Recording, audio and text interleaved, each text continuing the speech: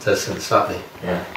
Right, gents, camera running, so we might as well make a start. First of all, obviously, thanks very much for agreeing to do this.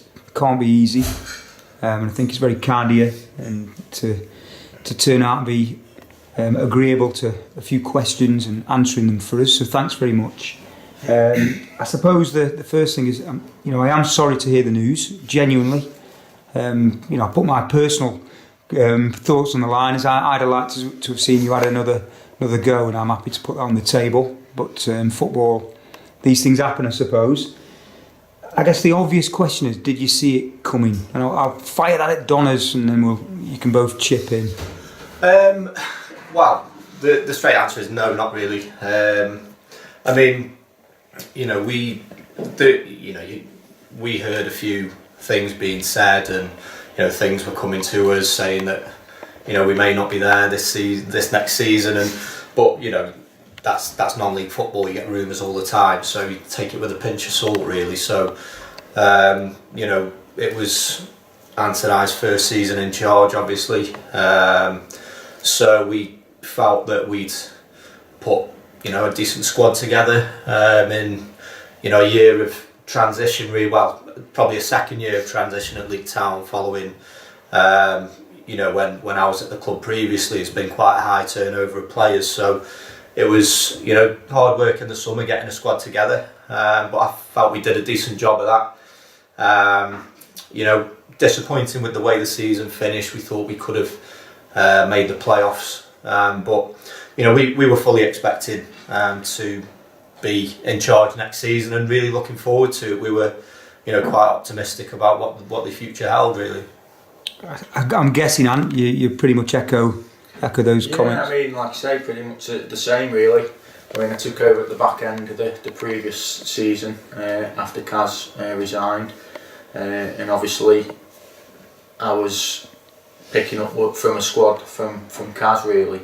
So I think a lot of credit needs to go to Kaz, because I mean the previous years following that, he has built a really good squad, and we had some decent size then throughout his period. And like Donners has just mentioned about the season where I took over, that was another transitional year for the squad. So obviously I took over the reins at the back end of that season, and then we've gone again for another transitional period for us to try and build a squad of our own. So obviously there was a lot of player movements in the last 2 seasons, really. So we were always thinking in the back of our minds, as long as we could see a bit of progress this year, get a decent enough squad together and add players to that squad that we've already got, then we won't have the same sort of turmoil that we've had over the last couple of seasons, and then we'd be in a position then, realistically, I feel, to make a push for it. So how did you find out? Who told? I'm guessing the chairman made contact. How did you find out? Yeah, I mean, well, it was John who contacted us. We were trying to meet up to find out what was happening, obviously, with next season, because we were already looking at talking to players and seeing if we could add to the squad. And then we spoke to John after the weekend. We obviously away in Blackpool for the end of the season. So had a great time, and then spoke to John, and he asked if we could meet on Sunday evening, which we did, and obviously broke the news to us then.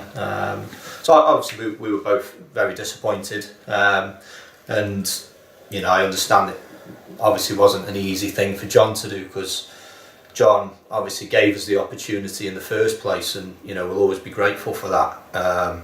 So I know it was difficult for John because we had a good relationship with him, but yeah, obviously it was not what we was expecting, obviously. So it's obviously a difficult message to give, a difficult message to take. So it wasn't a nice meeting, but there was mutual respect there and no hard feelings. It's really nice how you've put that, Donners. And have you had a chance to speak to the players since the news broke? Yeah, I mean, like I say, it happened all too quick, really, I think, from our point of view, and obviously players contacted us pretty much straight away, and obviously they were just as in much shock as we were. So we've spoken to to the majority of the lads now, and obviously football's a funny game, isn't it? And we've said to them, you've got to look after yourself really, and you've just got to crack on and get your head down now for league if that's where you want to be, because like I said, it's one of those things. Football's ruthless sometimes, and although it's not nice being on the end of it, it goes on all the time. So just disappointing, like I say, with how it was brought to our attention and how quickly it happened and escalated really. But apart from that, like Donnelly said, I mean, no hard feelings now. I've had time to sit down and reflect on it, and it is what it is. So I'll move on now, and we'll both move on and get on with what we've got to do. In terms of your tenure overall, how do you think you did in terms of results and putting a squad together? Do you think you've progressed that squad? What are your thoughts? From my point of view, like I said previously, I think this first year was always going to be about building a squad and getting a bit of stability back to the club, ready for have a push. Maybe this season, if we'd have still been in charge, or the season after, but having probably a better go at it. But it's frustrating really. I mean, at the start of the year, we had meetings and there was no pressure put on us with regards to where we've got to finish or what the expectation was. It was always said that we'd be the future of the club and we'd be looking to take the club forward.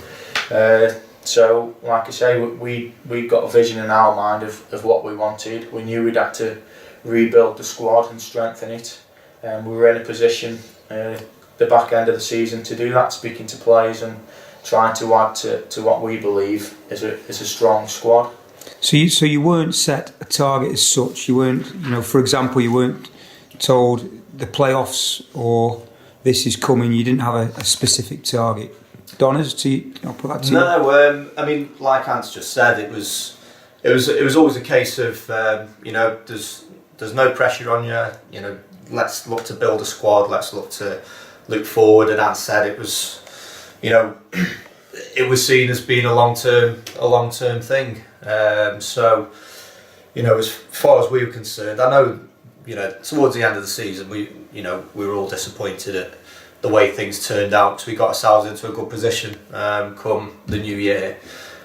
So we were disappointed that it dropped off, but with that said, I think we still felt that we had built a good squad that we felt we could progress with. We identified areas where we felt that maybe we do need to strengthen, and we were looking at that and identifying the type of player that we wanted to bring in. But yeah, I mean, all the way through it was a case of, there was no pressure on getting into the playoffs. It was a case of, see where we are, keep the team progressing. I think maybe the end, some of the performances at the end of the season in big games where we were found wanting a little bit, which is, fair enough. I think maybe if that would have happened at the start of the season, and then we'd have progressed and got better as the season went on, then maybe we wouldn't have in this conversation. But it's football. It's that's the way it is, and we've both been around it long enough to know that that's the way football works. And I'm sure we both had plenty of knockbacks in the game, and this won't be the last one, I'm sure. But you just got to move forward. Well, and I mean, touching on that as well with the back end of the season, how we died off, it's not an excuse, but obviously we had injuries and key players missing and what have you, and that does have an effect on the side. And as I said before, we're a young side. I think the majority of the side were under 25, so experience in them type of games comes from playing games of football at this level, and I think that's something that was lacking. But you can only get that by playing the games, and obviously time does that for you. So that was I don't know what the word is I'm trying to say, but it's frustrating that we haven't had the chance to possibly get the best out of that squad. in terms of getting players in and feeling supported sort of by the board and trying to bring players in that you want to add to the squad, do you feel as if you've had that support? I would say so, yeah. I think we have. We've never gone to the board, and we knew the budget which we were working within, which we felt was competitive at this level. Obviously, there's some teams paying big wages in that league. There was some strong teams in the league this year, but we felt that what the budget which we had was certainly competitive, and I don't think there was really a case where we went for a player and it was said, well, you can't do that because you've got to think about things. But I think we always had the support, and financially I don't think that was ever an issue. I didn't feel. No, I agree with that as well. Like you say, I think I said on the second to last interview of the season, I think you asked me if John had backed us and what have you, and put us under any kind of pressure, and he hadn't. Like I say, he'd backed us fully. He'd supported the players that we wanted to play in. Going to the start of the season, there was obviously players that we missed out on, not because of money or budget. It's just that the area that we're in now, with having Kidsgrove, obviously Newcastle Town, we've got ourselves and Stafford and Nantwich, so everybody's trying to fight for the best players in the area, and that's made it more difficult, I think, to attract players to Luke Town, and the expectation at the club, I think, is high, and rightly so. But I think it doesn't need to be set too high, because you've got to understand the restrictions that you're up against with having similar teams in the area, and how hard it is to get players and to make a really good side.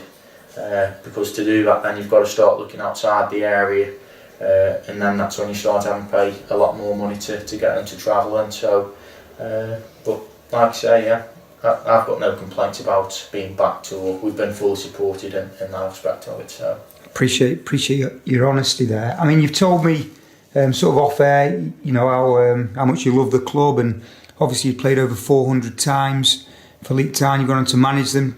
I guess that makes it even more difficult to take because of your long sort of connection that you've had. It does, yeah. I mean, and like I say, playing at the club on and off for that long, it's not just, you're not just turning up on a Saturday or Tuesday and it's just a game of football. It does take over your life a little bit, and like I say, when you're playing for that period of time, it matters, and it always has done. I've said throughout my career, I'll wear my heart on my sleeve, and I'll give me all for everything, whether it's good, bad or indifferent, but I'll give you everything I've got, and if that's not good enough, then I'll put my hands up and accept that. So it's a great club. Like you say, I love League Town. I'm not a League lad, but I feel like I am a League lad because I've been in and around it so much, and it is a great place, and like I say, the support and everybody behind the scenes really is fantastic, and it's just a shame that we couldn't do enough to push it on and obviously reap the rewards for that. Don, as I'll go to you, what do you think has been the most difficult thing when you look back, sort of being involved in management at a football club like League Town? What have you found to be the biggest challenge? I'm putting you on the spot a little bit there, but no, it's fine. I think obviously it's my first season involved in management, and I think the biggest challenge is the time aspect. Me and Ant are on the phone constantly. We both have jobs. We're working during the day, and we're during the work we're texting each other. Trying to get. Obviously, it's not just about the Tuesday nights, the Thursday nights, and the Saturdays. It's about all that's in between. But we do it because we love it, and because we wanted to do the best for League Town.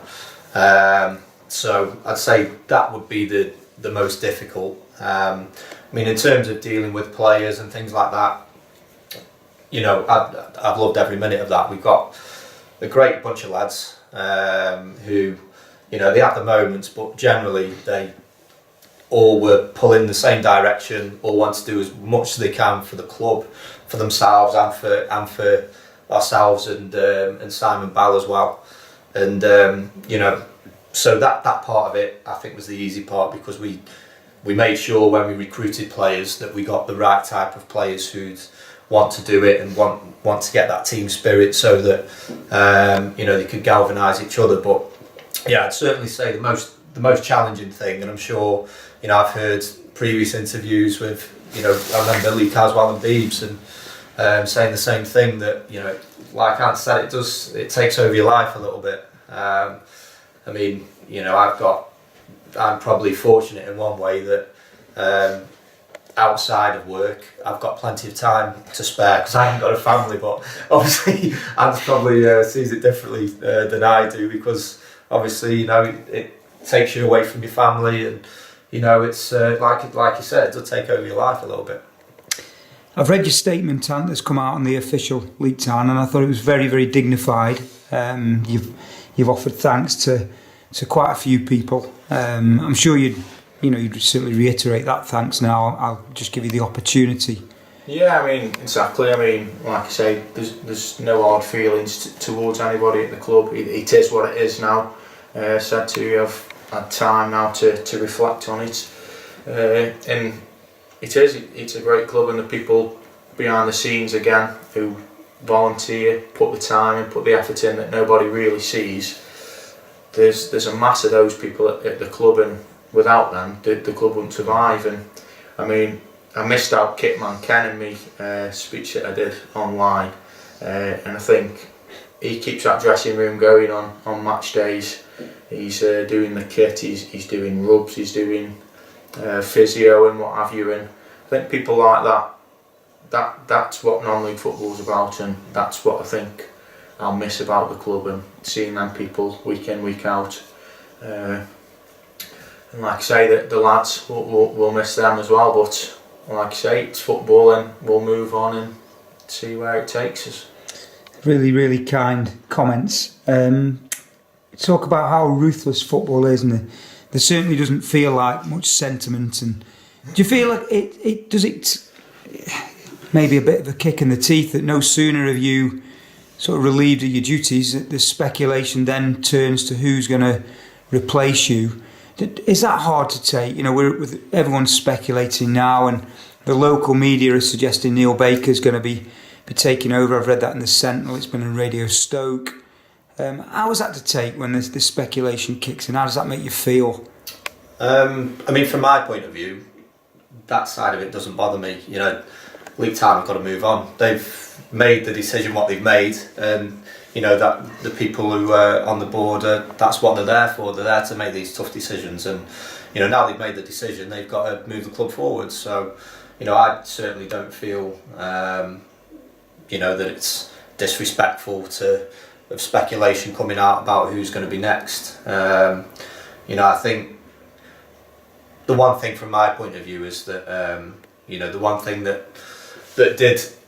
I wasn't too pleased about was that as soon as we found out, it's all over social media, and we didn't get a chance to talk to a family or speak to any of the lads beforehand. So maybe that's something to learn from. But in terms of League Town looking for new management and looking to move the club forward, I certainly haven't got any gripes with that. The decision's been made, so they've got to move the club forward. That's what they're there for. I agree. Yeah, there's no point. Like I say, they've made the decision. Draw a line under it. They've got to crack on and find the next manager. So. And I'll put this one to you. On reflection, when you look back, if there's something you could do differently, is there anything that you think maybe I could have done differently or better? Is there anything that springs to mind at all? Differently, no. I think we could have been better. Possibly, obviously, winning games is what it's all about. I don't think we won enough games last year, but I thought we'd made progress in terms of, like I keep saying, about the squad and getting a bit of stability back into the club. But I mean, looking back over the season, there's nothing really that stands out to me where I think, I wish I'd have done that, or I wish we'd have done something differently. But it is what it is. Which I said at the start when we took over, there'll be plenty of ups and downs. It's a roller coaster, and 9 times out of 10 in football, there's more low points than there is high points. You're very lucky if you and a successful side that's winning week in, week out, and picking up trophies throughout the year. So non-league football's, it's great, that's what I love about it, and like I say, it's how you pick yourself back up after bad results, and get the team around you, and get everybody going again midweek at training, and getting the crap back. I think that's what I'll miss the most, I think, about management and playing for league. It leads me on to me sort of final couple of questions. Is obviously look to the future now, and for yourselves, I know it's very early, but do you have any thoughts already about football and non-league football? You know, have you got any plans? You don't have to say, but it's an obvious question. This is, you know, I'm sure I look on and think both of you got loads to give still, and it certainly shouldn't be the last of you two on the if it's not the local scene somewhere. So I'll put it to you, Donners. I'll go for you. Yeah, well, I mean, you know, obviously when you first get the news, you think, right, I'll have a think about things, because obviously, like I say, it is a big change going into management from playing. There's a much bigger commitment involved, but you know, I'm not the sort of person who at the first knockback sort of gives in. So I definitely want to stay involved, and you know, we want to see, and you know, it's about opportunities which come available at the right time, and you know, I think I'll definitely stay involved in some capacity somewhere if I can, and then you know, if an opportunity comes along, then it's something I'll certainly be interested in. So I still think that from a personal point of view, that I've got plenty to give to the game, and I want to give something back to the game, because you know, I enjoyed playing it for such a long time, that you know, I want to stay involved, and I want to try and pass on some of the things which I've picked up. So in some capacity, I'd love to stay involved, and you know, if it was to be with Ant, depending on what Ant wants to do, then you know, that'd be great, because you know, I've really enjoyed the last 12 months, and working with someone like Ant has made it a lot easier for me and a lot more enjoyable. So you know, it's important that that you've got people around you you can trust, and you know, I certainly had that for the last 12 months. So I'd be happy to do something again in the future. And obviously, Ant, am I right saying 34?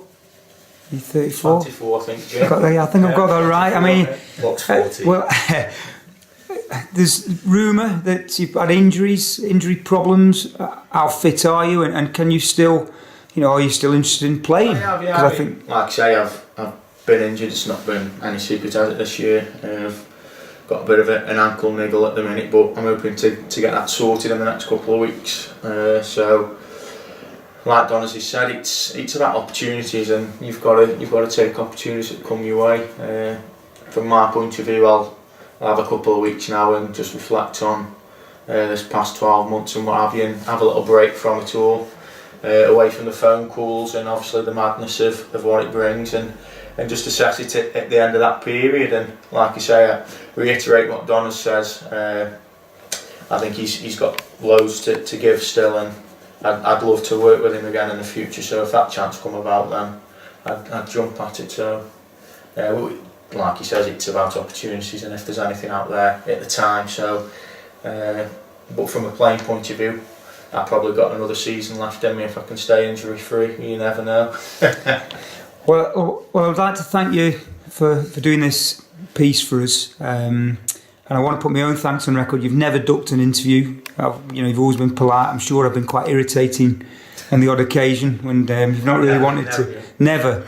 But I mean it genuinely. You've always spoke to me when I've asked, and you've never ducked a question. I find you both to be two polite gentlemen, decent lads. And I'm going to miss you around the place.